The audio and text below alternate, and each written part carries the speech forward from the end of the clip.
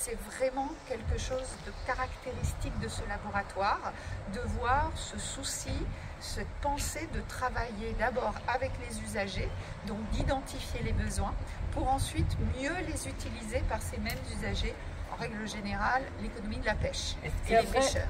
C'est un vrai apport pour l'écologie?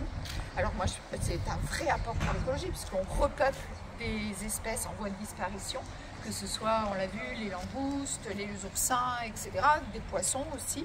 Donc on repeuple des espèces en disparition et en même temps, on apprivoise un petit peu cette dynamique de disparition en expliquant les seuils tolérés de pêche, etc. Donc ça donne un sens aux modifications des usages. Et je crois que quand on comprend mieux, on change mieux, plus facilement les usages et ça permet aussi à une économie de reprendre. Donc c'est un bon équilibre. Cela vous a été dit par le directeur de ce centre. Ce centre, il est un peu unique en Europe par rapport à ce qu'il fait aujourd'hui. Comment l'État compte-t-il valoriser ce savoir-faire corse?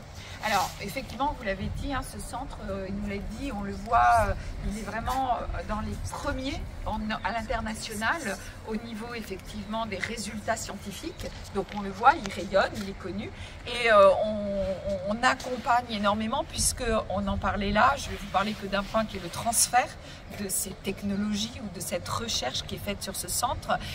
On est dans un pôle qui va profiter pleinement du pôle universitaire d'innovation.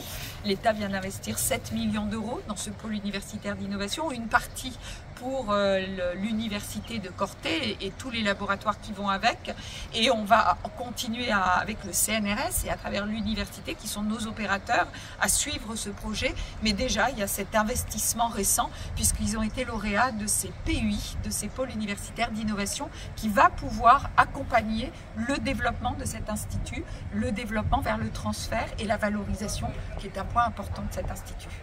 On sait que sur le quotidien, ça peut justement, pour un peu prolonger la question de mon collègue, parfois être tendu entre les scientifiques et les agriculteurs, les pêcheurs et les corps de métier comme cela. On voit que ce n'est pas du tout le cas ici, qu'il y a une véritable collaboration entre scientifiques et pêcheurs. Ça peut être un modèle qui peut en inspirer d'autres sur le continent, selon vous? Oui, tous ces modèles de développement,